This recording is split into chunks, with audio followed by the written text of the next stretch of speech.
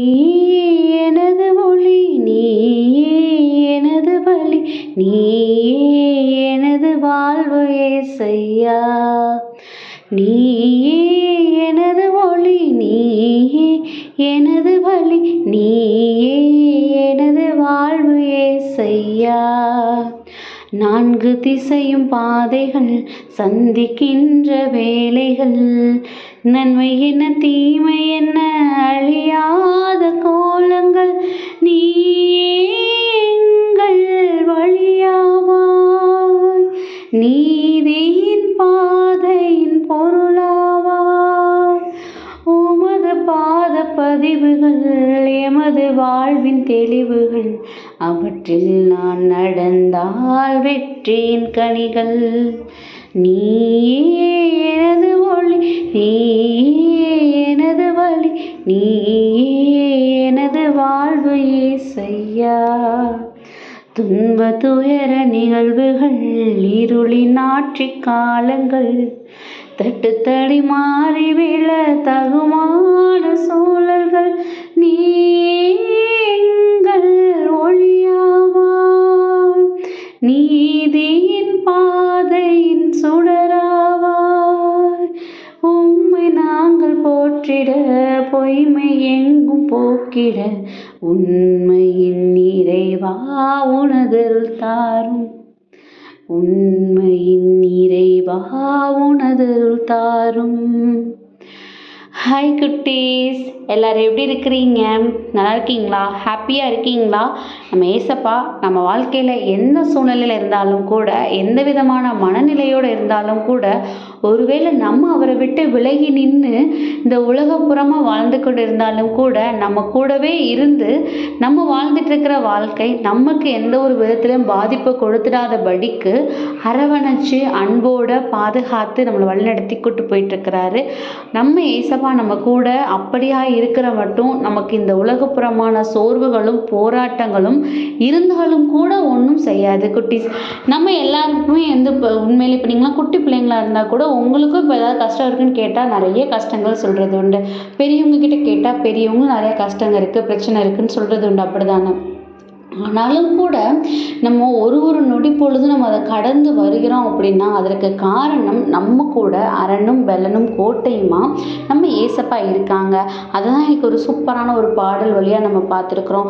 ஒருவேளை நம்ம போகிற பாதை இருட்டாக இருந்தது அப்படின்னா அந்த இருளை போக்குறதுக்கு நம்ம சூஸ் பண்ணுற அந்த ஒளி, அந்த வெளிச்சம் கண்டிப்பாக ஏசப்பாவாக தான் இருக்கணும்.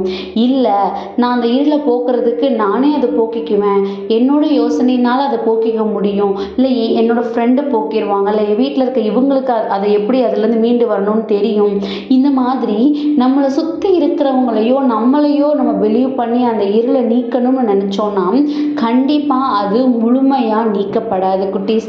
அப்போ அந்த இருளிலிருந்து நம்ம முழுமையாக மீண்டு வரணும், நம்மளோட பாதை ஒளியின் பாதை வெளிச்சத்தின் பாதையாக இருக்கணும் அப்படின்னா நம்ம சூஸ் பண்ணிக்கிறது யாராக இருக்கணும் அப்படின்னா நம்ம ஏசப்பாவாக தான் இருக்கணும். ஸோ நம்ம ஒருவேளை அந்த மாதிரியான தவறுகள் பண்ணிக்கிட்டு இருக்கோம் அப்படின்னா நம்ம அதை இந்த நாளில் நம்ம சரி பண்ணிக்கிடணும். அது ஏன் இப்போ என் ஃப்ரெண்ட்கிட்ட சொன்னால் கூட இந்த பிரச்சனை சால்வ் ஆகும் தான், அவள் எனக்கு சூப்பராக சொல்யூஷன் கொடுப்பா, இல்லை எங்கள் மம்மி டாடிகிட்ட சொன்னால் கூட எனக்கு சூப்பராக சொல்யூஷன் கொடுப்பாங்க, என் மம்மி டாடிகிட்ட என்ன கேட்டாலும் எனக்கு வாங்கி கொடுத்துருவாங்களே, அப்போ ஏன் நான் ஏசப்பாவை தான் நான் ஏன் சூஸ் பண்ணிக்கிடணும்? இந்த மாதிரி நம்மள குதர்க்கமாக கேள்வி கேட்குற நிறைய பேர் இருக்கிறோம் குட்டீஸ். அப்படித்தானே?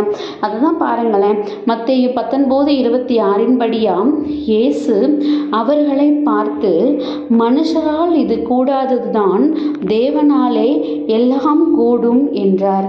என்ன சொல்றாங்க? மனுஷரால் இது கூடாததுதான் தேவனாலே எல்லாம் கூடும் என்றார். இந்த பைபிள் வசனத்தில் எதனால் இது மனிதர்களால் கூடாது, இது கடவுளால் தான் கூட முடியும், இது கடவுளால் தான் இந்த விஷயம் நடக்கும்னு எந்த விஷயத்தை குறித்து பேசுகிறாங்கங்கிறது உங்களுக்கு புரியுதா குட்டீஸ்? நீங்கள் எல்லாருமே கேட்கலாம், நம்ம ஏசப்பாவுக்கு உண்மையாக வாழணும், ஏசப்பாவுக்கு பிடிச்ச பிள்ளைங்களாம் இருக்கணும், நம்ம சாக்ரிஃபைஸ் பண்ணி இருக்கணும் லைஃப்பை அப்படின்னா நமக்கு கொடுத்துருக்கிற இந்த வாழ்க்கை அவர் நமக்கு என்ஜாய் பண்ணுறதுக்கு தானே கொடுத்துருக்கிறாரு. நம்ம நினச்சதை சாதிக்கிறதுக்கும் நம்ம நினைத்த பாதையில் நம்ம வெற்றி காண்பதற்கும் தானே கொடுத்துருக்கிறாரு. அப்படி இருக்கும் பார்க்கும்போது நம்ம இப்படி இந்த விதத்தில் யோசிச்சோன்னா இது எதையுமே பண்ண முடியாதேன்னு நம்மளுக்குள்ள நிறைய நேரங்களில் கேள்வி வர்றதுண்டு. அப்படி தானே குட்டீஸ்? ஆனால் இந்த வசனத்துக்கு முன்னாடி உள்ள வசனங்கள் நீங்கள் பார்த்தீங்க அப்படின்னா, யார் இறை ஆட்சிக்கு உட்பட்டு இறைவனுக்கு பிடிச்ச பிள்ளைங்களா இருக்க முடியும் அப்படின்னா, செல்வர்களா இந்த உலக போக்கில் இருக்கிறவங்க யாராலையும் உண்மையிலேயே என்ன பண்ண முடியாது, இறையாட்சிக்கு உட்பட்டு வாழ்க்கையை வாழ முடியாது அப்படிங்கிறது தான். அப்போ இந்த செல்வர்கள்னா யார் அப்படின்னா, கடவுளுக்கு முன்னதாக தான் கிட்ட இருக்கிற பணத்தை பெருசாக நினைக்கிறவங்க. இன்னொருத்தவங்க பார்த்தீங்கன்னா நல்லா படிக்கிறவங்களா இருக்காங்க, நல்லா ஸ்கோர் பண்ணி நல்ல ஒரு ஜாப்ல இருக்கிறவங்க என்ன பண்ணுவாங்க, நிறைய பேர் கடவுளுக்கு முன்னுரிமை கொடுக்காம தன்கிட்ட இருக்கிற பதவியையும் தன்கிட்ட இருக்கிற ஞானத்தையும் மட்டும்தான் பெருசாக நினைப்பாங்க. ஸோ இப்படிப்பட்டவங்க யாருமே கடவுளுக்கு பிடிச்சது ஒரு வாழ்க்கையை வாழ முடியாது அப்படிங்கிறது தான் அந்த வசனத்தில் கொடுத்துருக்குறாங்க. ஸோ இதெல்லாம் இன்னைக்கு நம்ம எதுக்கு பார்க்குறோம் அப்படின்னா, உண்மையிலேயே நம்ம லைஃப்பில் இம்பாசிபிள் அப்படிங்கிற விஷயங்கள் எல்லாம் பாசிபிளாக இருக்கணும்னு நம்ம ஆசைப்படுறோம் அப்படின்னா, அதுக்கு நம்ம யாருக்கு முன்னுரிமை கொடுத்தாகணும், நம்ம கூடவே இருந்து நம்மளை வழிநடத்தி நம்ம வாழ்க்கைக்கு ஒளியாக இருக்கிற நம்ம ஏசப்பாவுக்கு முன்னுரிமை கொடுத்தாகணும் அப்படிங்கிறது தான் இன்னைக்கு இந்த வசனத்தின் மூலமாக நம்ம தெரிஞ்சுக்கிறது. ஸோ நம்ம அவருக்கு முன்னுரிமை கொடுப்போம். நம்ம லைஃப்பில் எல்லார் கண் முன்னாடியும் முன்னதாக இருந்து நம்மளை நிறைவாக இருக்கிறவங்களாம் எல்லார் பார்வைக்கு உட்படுத்தணும் அப்படின்னா அது ஏசப்பா நமக்காக செய்து கொடுப்பாங்க. நம்ம இடத்துல எல்லாம் இருந்தாலும் கூட அவருடைய ஆசீர்வாதமும் அவருடைய உடனிருப்பும் இல்லை அப்படின்னா எதுவுமே நிரந்தரம் கிடையாது குட்டீஸ். ஸோ அதுக்காக ஏசப்பாட்ட இப்போ கொடுத்து ப்ரேயர் பண்ணுவோமா?